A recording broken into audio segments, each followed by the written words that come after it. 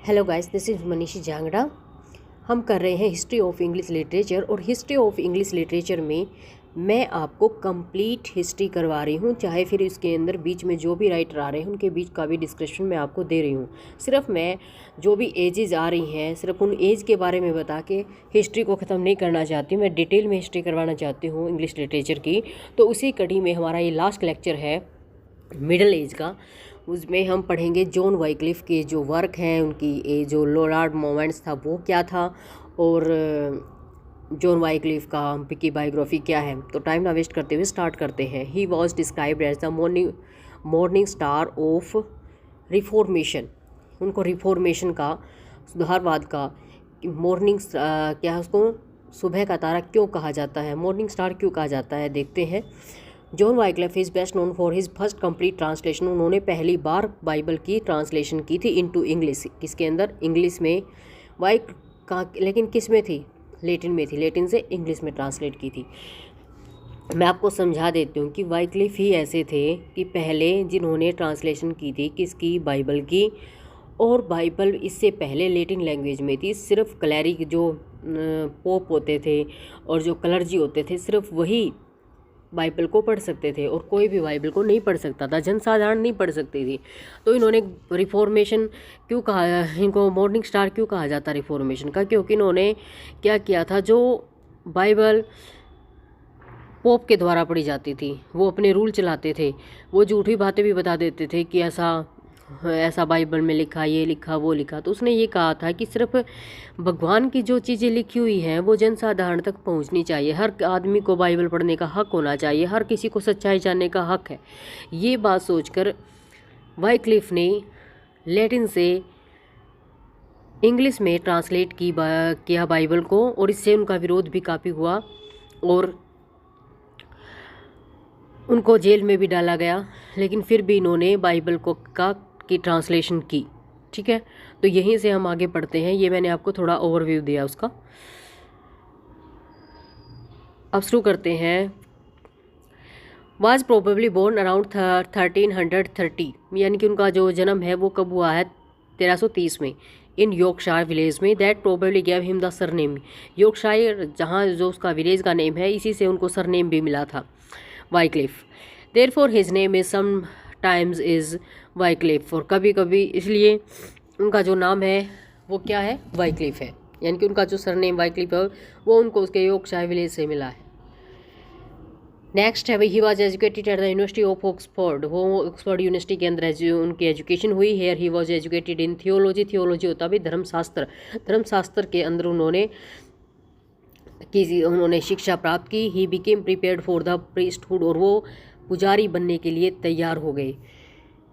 उन्होंने अपने आप को पुजारी बनने के लिए तैयार किया। Wycliffe became a regent master in arts at बैलियोल।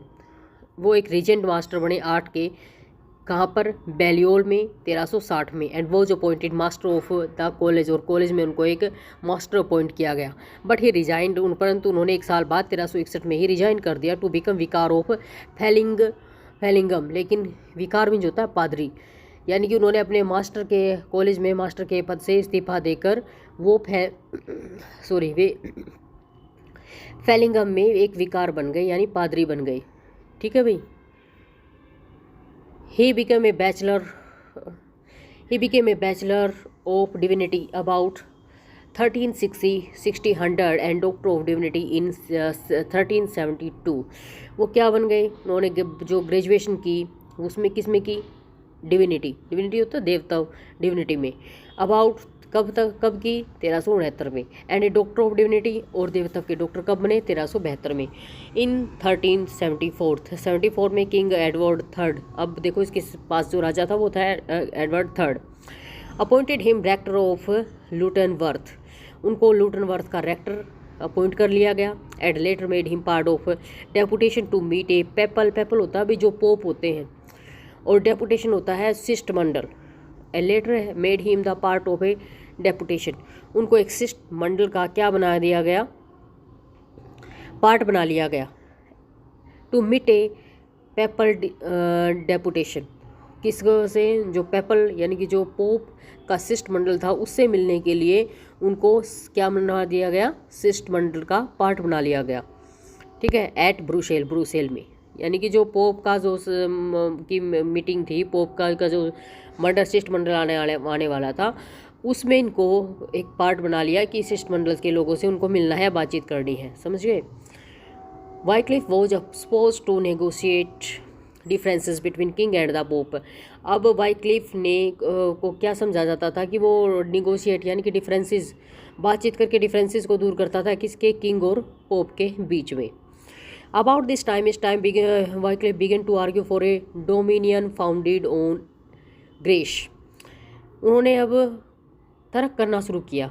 Dominion होता है प्रभु कृपा, यानी कि प्रभु कृपा की जो ग्रेस है उसके ऊपर उन्होंने अब आर्ग्यू करना यानी तर्क करना शुरू कर दिया। बाय डोमिनियन ही मींट, यानी जो प्रभु कृपा उनका मतलब था both the right to exercise authority in church और state and the right to own property. यानी कि जो ये एक्सरसाइज है कि जो प्रभु की कृपा है वो सिर्फ चर्च और स्टेट की ही अथॉरिटी है। The right to own property, यानी कि वो इसको अपनी प्रॉपर्टी समझते हैं, यानी भगवान की कृपा को अपनी अथॉरिटी समझते हैं कि भगवान जो वो कहेंगे वही करेगा। तो ये उनको गलत लगी थी ये चीज़ें। He maintained that these rights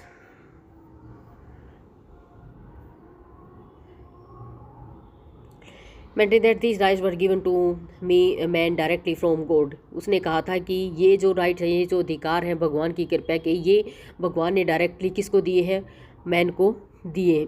man directly from God, यानी गॉड ने डायरेक्टली मैन को दिए हैं। And they were not given और कंटिन्यूड अपार्ट फ्रॉम सैंक्टिफाइंग ग्रेस, और सिर्फ पवित्र करने के अलावा और कुछ भी, मतलब इससे अलग कुछ भी नहीं है। यानी कि that they were not given और कंटिन्यूड अपार्ट फ्रॉम सैंक्टिफाइंग ग्रेस, यानी कि सिर्फ उसको पवित्र करने के अलावा और कुछ भी नहीं है। Thus a man in state of mortal sin could not lawfully function as an official of church or state, nor could he lawfully own property। अब इन्होंने क्या कहा था, इनका ये मानना था कि जो, कहने का मतलब सीधा सीधा ये है कि इनका मानना था कि जो चर्च में बैठे हुए पदाधिकारी हैं वो ये सोचते हैं कि भगवान की जो कृपा है वो उसी के बारे में, उनके जो रूल हैं रेगुलेशन है वो उनके बारे में वो खुद ही जानते हैं। वो जो जनता को बताएंगे जनता वही एक्सेप्ट करेगी। लेकिन वाइक्लिफ कहते थे कि प्रभु कृपा पे सबका अधिकार है, उन सब लोगों का अधिकार है, कॉमन मैन का अधिकार है, तो उन सबको ये चीज़ें पढ़नी चाहिए। फंक्शन एज ऑफिशियली चर्च और state nor could be lawfully own क्या था, प्रॉपर्टी, यानी कि उनको चर्च और लॉ जो ऑफिशियल है लॉफुली ओन प्रॉपर्टी, यानी कि ये कहना चाहता है कि thus a man in a state of mortal sin could not lawfully function as an official church और स्टेट। ये कहता है कि एक man state of mortal sin, यानी कि जो ये नश्वर संसार का ये जो पाप है, could not lawfully function as official of church और स्टेट, यानी कि ऑफिशियल और चर्च और स्टेट के अंदर वो फंक्शन नहीं कर सकता। Nor could he lawfully oven property, और ना ही कानूनी रूप से यानी कि रूल के हिसाब से उनकी चर्च उनकी प्रॉपर्टी, यानी किसी एक आदमी की प्रॉपर्टी नहीं है चर्च, ये कहना चाहता है ये। ही आर्ग्यूड, उसने तर्क दिया that church had fallen into sin, यानी कि उसने तर्क दिया कि जो चर्च है वो गिर गई है किसके आगे, साइन, यानी कि साइन के आगे, पाप के आगे, साइंस यानी पाप से गिर गई है। मतलब क्या है कि पाप इतने ज़्यादा होने लगे हैं चर्च के अंदर, that it ought therefore to give up all its property and that the clergy should live in complete poverty. उन्होंने कहा कि इसके अतिरिक्त अप ऑल इट्स प्रॉपर्टी, यानी कि जो ये पादरी प्रॉपर्टी रखते हैं, क्लर्जी जो प्रॉपर्टी रखते हैं, उनको वो प्रॉपर्टी छोड़ देनी चाहिए और पूरी तरह किस में रहना चाहिए, गरीबी में रहना चाहिए, ये उनका कहना था। यानी कि धन का कोई मतलब नहीं होना चाहिए क्लर्जी और पादरी से। This endowment was to be carried out by the king in, और ये जो अधिकार है वो राजा के द्वारा भी क्या कर देना चाहिए, छोड़ देना चाहिए। ठीक है, यानी कि राजा का अधिकार नहीं है चर्च के ऊपर। In 1376 Wycliffe wrote of civil dominion, यानी कि जो सिविल डोमिनियन एक लिखा उन्होंने एक अपना work, where he demanded a moral base for lunch leadership and urge reform in church. Wycliffe ने ये जो लिखा था उसमें उन्होंने डिमांड की थी नैतिक बेस की, आधार की, फॉर चर्च की के लीडरशिप के लिए, यानी कि एक चर्च की के नेतृत्व के लिए एक मोरल आधार होना चाहिए। और चर्च के अंदर किसकी सुधार की, चर्च के अंदर सुधार की बात कही थी। उन्होंने प्रार्थना की थी कि भी चर्च के अंदर सुधार होना चाहिए और चर्च के अंदर जो लीडरशिप है वो भी मोरल होनी चाहिए। इन 1377 पोप ग्रीगरी, अब देखो भाई नेक्स्ट राजा आ गया है, pope Gregory 11th heard about this bold English man, यानी कि अब पोप ग्रीगरी ने इस राजा के बारे में सुना, ठीक है, यानी इस अंग्रेज़ के बारे में सुना। इशूड 5 पेपल बुल्स, ये भाई उनका कुछ ऑर्डर होता था, उन्होंने ये पेपल बुल्स ऑर्डर उनको दिया। That Wycliffe be set up in prison, यानी कि वाइक्लिफ को जेल में बंद कर दिया जाए। अब ग्रीगरी जो राजा आया था उसने एक ऑर्डर पास किया कि वाइक्लिफ को जेल में बंद कर दो, because of the support of the his friend in England, और उनके जो एक फ्रेंड थे उनकी सपोर्ट से इंग्लैंड में Wycliffe was not in prison, Wycliffe को प्रिजन में नहीं डाला गया।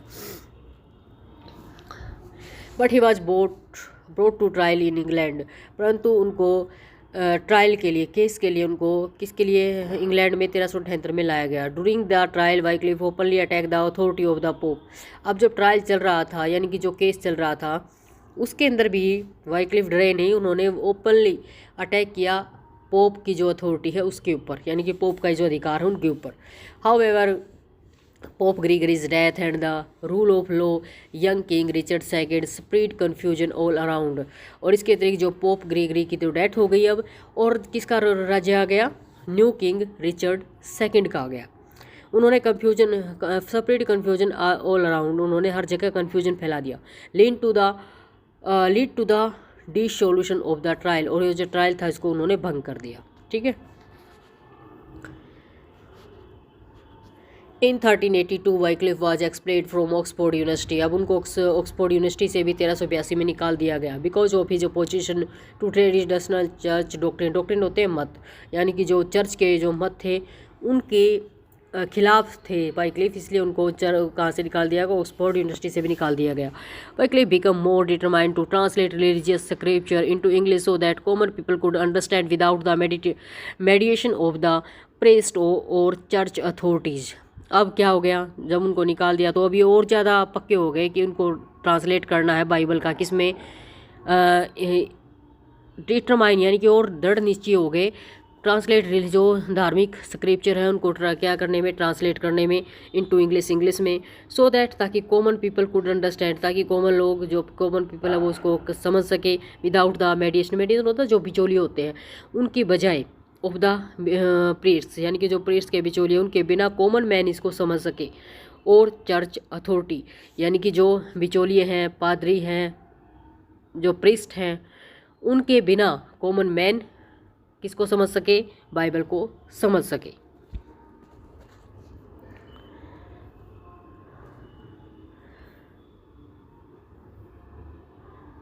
आफ्टर हिज ट्राइड, उसके बाद है after his retirement Lutterworth Wycliffe became preoccupied with the translation of Bible.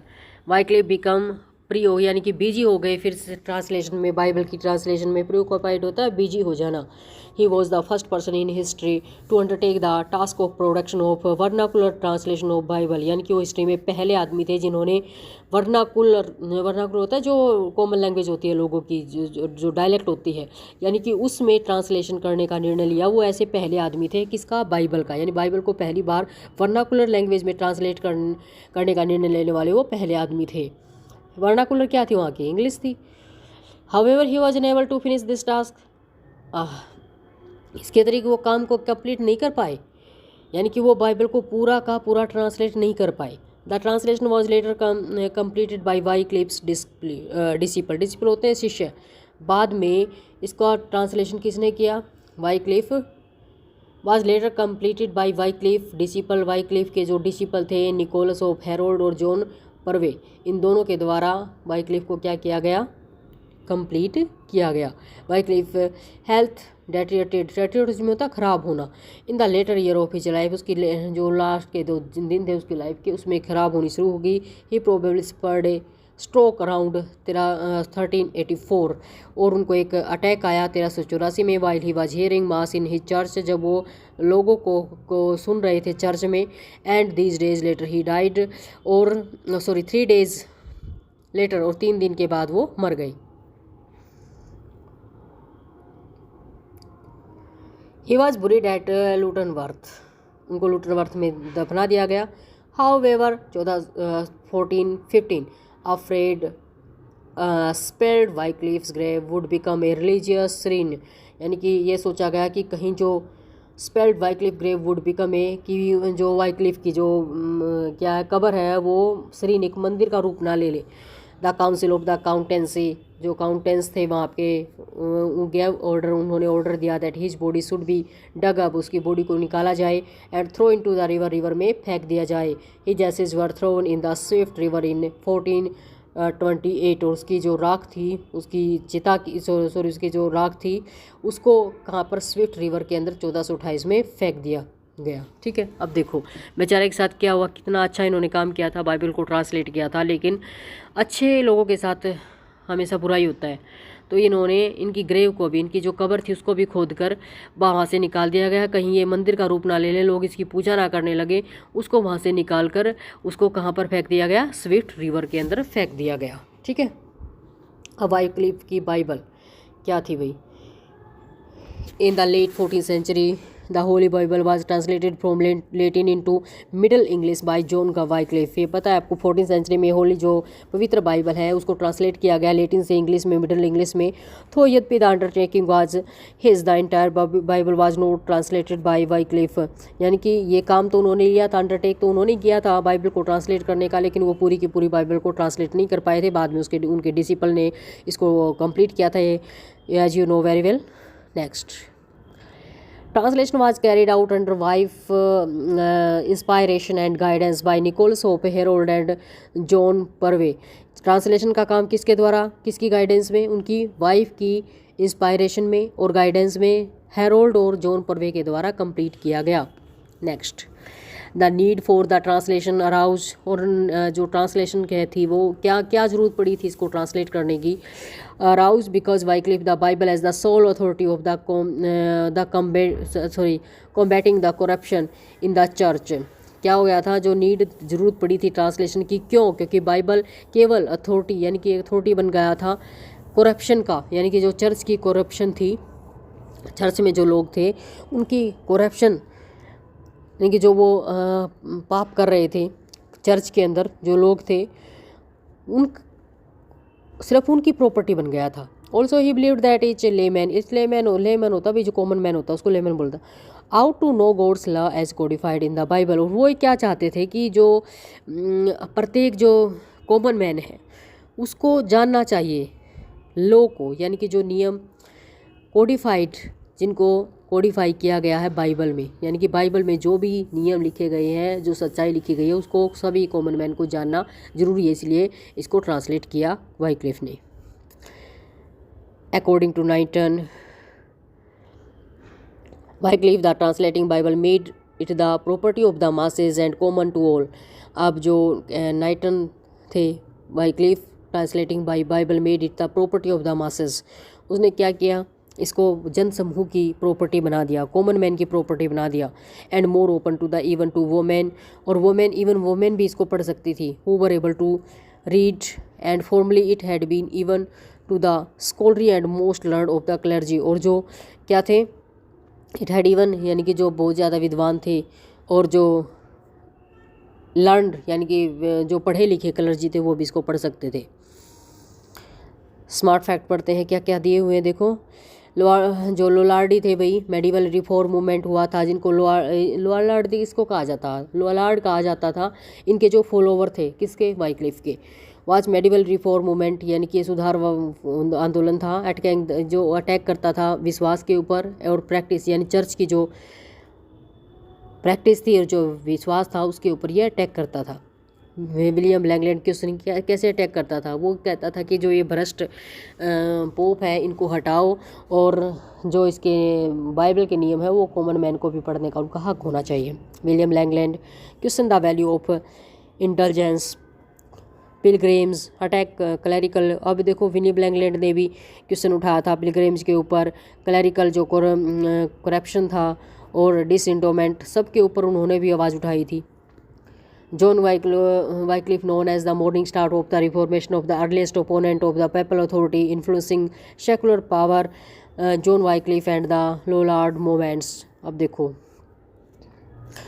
John Wycliffe क्या है, मॉर्निंग स्टार जाने जाते हैं रिफॉर्मेशन के। वो विरोधी थे किसके, जो पेपल पावर है, जो पेपल अथॉरिटी है, यानी कि जो पोप अथॉरिटी है। इन्फ्लुएंसिंग सेकुलर, और किसके प्रभाव में, जो सेकुलर पावर है, ठीक है। John Wycliffe and the Lollard movements, और जो यानी कि इन्फ्लुएंसिंग सेकुलर पावर, सॉरी, उनको क्यों जाना जाता है मॉर्निंग स्टार, क्योंकि वो पेपल अथॉरिटी के क्या थे, अपोनेंट थे, विरोधी थे, ठीक है। और किसके, इसका विरोध किसने किया था, जॉन वाइक्लिफ और उसके जो लोलार्ड मूवमेंट्स था, यानी कि जो लोग थे जो लोलार्ड मूवमेंट्स के अंदर शामिल थे। अब लोलार्डी कौन थे? Lollardy was a medieval reform movement, यानी कि एक मेडिवल सुधारवादी आंदोलन था, based on the writing and teaching of the Oxford university theologian John Wycliffe. यानी कि वो मेडिवल रिफॉर्म था, सुधार था, किसकी राइटिंग के ऊपर और टीचिंग है, ऑक्सफोर्ड यूनिवर्सिटी का जो थियोलॉजियन था, धर्मवादी था वाइक्लिफ, उसकी शिक्षाओं पर जो आधारित था। यानी कि जो वाइक्लिफ की जो शिक्षा मानते थे, उनके जो फॉलोवर थे उनको लोलार्डी बोला जाता था। Follower were known as the Lollards, उनको लोलार्ड्स बोला जाता है। It was used at the abusive term, ये एक अब्यूजी टर्म थी, यानी कि गाली थी एक किस्म की। And was derived from Lolium, और इसको कहाँ से निकाला था, लोलियम टर्म से निकाला था, विच वॉज यूज अर्ली, जिसको 14th सेंचुरी में इन द सेंस ऑफ हाइपोक्राइट, यानी कि घमंडी लोगों के लिए यूज किया जाता था 14th सेंचुरी में।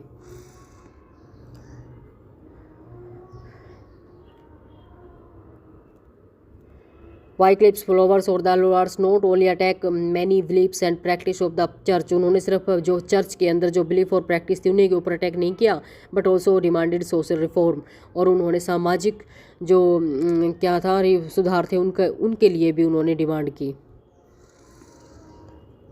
अब लोलार्ड्स क्या चाहते थे, the pope had the part two play in the worldly affair, यानी कि जो पोप है उसका सांसारिक बातों से कोई मतलब नहीं होना चाहिए। The church was too worldly, church आजकल ज़्यादा क्या हो गई है, टू वर्ल्डली हो गई है, यानी कि ज़्यादा सांसारिक हो गई, जो नहीं होनी चाहिए। Monasticism had drifted from its spiritual foundation, और जो मठ है वो अपने जो स्पिरिचुअल उनका जो आधार है उससे वो हट गए हैं। The Bible should be available to everyone in their own language, और बाइबल हर किसी को अवेलेबल होनी चाहिए उनकी खुद की लैंग्वेज में। ये सारे उनकी मांगे थी, वही जो लोलार्डी थे। डोमेनियन, प्रभु कृपया, यानी grace, that is true power, जो गॉड की सच्ची पावर है। And attempt to use power, और इस पावर का यूज़ करना चाहिए। For individual gain is therefore wrong, यानी कि कोई एक आदमी इस पावर का अपने स्वार्थ के लिए यूज़ करता है तो ये गलत है, ऐसा नहीं होना चाहिए। As human beings we are all brothers, यानी हम सभी आदमी जो ह्यूमन्स हैं वो सब ब्रदर हैं। The Lollards preached to the common people in English language, यानी कि जो लोलार्ड्स हैं उनकी जो शिक्षा है वो to common people in English language, वो कॉमन पीपल के लिए इंग्लिश लैंग्वेज में दी गई थी। And sowed the seeds of for the reformation movement, और इन्होंने किसके, रिफॉर्मेशन के बीज बो दिए थे जनता के अंदर। जब जनता को समझाया जा रहा था उनकी कॉमन लैंग्वेज से कि ऐसे बाइबल के बारे में और सब के बारे में, तो फिर ये उन्होंने जो लोलार्डी थे उन्होंने रिफॉर्मेशन के बीज बो दिए थे जनता के अंदर, ठीक है। इंग्लिश लैंग्वेज ये हो गया। The initial spirit of the Wycliffe's waves touched all level of English medieval society, यानी कि जो ऑल लेवल थे इंग्लिश मेडिवल सोसाइटी का उन सब को टच किया था वाइक्लिफ ने। He was supported by nobility and prominent academics, और उनको सपोर्ट किया गया जो नोबल मैन थे और जो पढ़े लिखे लोग थे, इन मैनी वेज, बहुत सारे तरीक़ों से। Because became the voice of the lower clergy, और उनकी जो बातें थी वो किसकी वॉइस बन गई, क्लर्जी, जो लोअर क्लर्जी थे, एंड द लेमैन, और जो कॉमन मैन थे, तो उनकी आवाज़ इनकी आवाज़ बन गई, ठीक है। But it was among the lower classes that Lollardy had its most enduring adherent, और जो लो क्लासेस के लोग थे उनके ऊपर भी लोलार्डी ने बहुत अच्छा प्रभाव छोड़ा। तो द वाइक्लिफ हिमसेल्फ डाइड 1384 में वाइक्लिफ खुद मर गए हैं। Lollardy as moment lasted until into the following century, और काफ़ी सेंचुरियों तक ये जो मोमेंट था वो आगे रहा। Lollard moments naturally blended with the reformation of the early 16th century. Thompson in his later Lollard says that by the time the Roman establishment was succeeded by the Anglican, यानी कि Roman जो साम्राज्य आया उस तक भी जो ये लोलार्ड मोमेंट था वो था, और लोलार्ड मोमेंट 16th century तक भी था। लोलार्डी वॉज डेवलपिंग इनटू प्योरिटेनिज्म, और यानी कि वो जो लोलार्डी मोमेंट था वो और ज़्यादा प्योर होता गया। इवेंचुअली अंततः क्या हुआ भाई, जो this spread into great Britain में, अमेरिका में, इंडिड एवरी पार्ट, यानी ग्लोब के हर पार्ट में ये जो आंदोलन था वो फैल गया। वाइक्लिफ इंपॉर्टेंट वर्क, अब वाइक्लिफ के कुछ इंपॉर्टेंट वर्क देखते हैं। एक तो इनका था भी truth of the sacred scripture, इसके अंदर भी इन्होंने क्या बताया था, नीडेड फॉर सेल्वेशन, यानी कि मुक्ति कैसे मिलती है। ठीक है, मैं जल्दी करवा रही हूँ, लेक्चर काफ़ी बड़ा हो गया है। इसके अंदर आप पढ़ सकते हैं बाद में। सेल्वेशन स्क्रिप्चर यानी मुक्ति कैसे मिलती है। स्क्रिप्चर शुड रीड, यानी कि जो ग्रंथ हैं उनको कॉमन मैन के द्वारा पढ़ना चाहिए, सिर्फ क्लर्जी के द्वारा ही नहीं पढ़ना चाहिए। उसका दूसरा वर्क था वही था पोप पावर था। डिस्क्राइब द पेपेसी, यानी कि जो पोप की पावर है उसके बारे में इसमें डिस्क्राइब किया गया है। उसका जो ऑक्यूपेशन होता है पोप का, ठीक है, यानी कि जो ऑक्यूपेशन जो आदमी के द्वारा स्थापित किया गया है, जो गॉड के द्वारा स्थापित नहीं किया गया, जो पोप, उसके बारे में बताया है। And condemn the Roman doctrine of ट्रांसबुस्टेंशियन,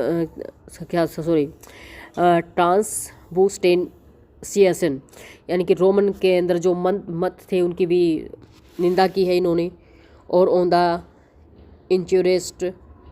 इंचुरिस्टिन का एक जो था उसके अंदर इन्होंने रियल जो स्थापना है, यानी कि जो इन्होंने निंदा की है, आइडिया ऑफ द जो क्राइस्ट रियल कॉर्पोरल, यानी कि जो भगवान क्राइस्ट की जो स्थापना है, अभिषेक के बाद स्थापना होती है, उसकी निंदा की है इन्होंने। Wycliffe the validity of the depend upon the sanctity of the one receiving it, note the consecration of the priest. ये कहता है कि जो वैलिडिटी है डिपेंड अपॉन द, यानी कि जो भगवान जो मिलने की जो मतलब डिपेंड करता है कि आदमी उसको कितने अच्छे से उसकी शिक्षाओं को एक्सेप्ट करता है, ना कि इसके ऊपर पादरी कितने अच्छे से कॉन्सिक्रेशन होता है, राज्याभिषेक करता है। यानी कि पादरी के ऊपर नहीं डिपेंड करता, ये डिपेंड करता है कि आदमी कितने अच्छे से उनकी शिक्षा ले रहा है, कुछ ऐसा ही बताया गया है। और ट्रीलोग इनका जो ये एक वर्क है, इनमें भी इन्होंने वर्नाकुलर ट्रांसलेशन ऑफ द लेटिलिटी होता कॉमन मैन, यानी कि कॉमन मैन के द्वारा बाइबल का पढ़ा जाना, ठीक है, ट्रांसलेशन वर्नाकुलर लैंग्वेज में होनी चाहिए, इसके बारे में इन्होंने बताया है। तो भाई ये था वाइक्लिफ के बारे में कंप्लीट। अगर आपको मेरी वीडियो पसंद आ रही है please like share and subscribe my channel. Thanks for watching.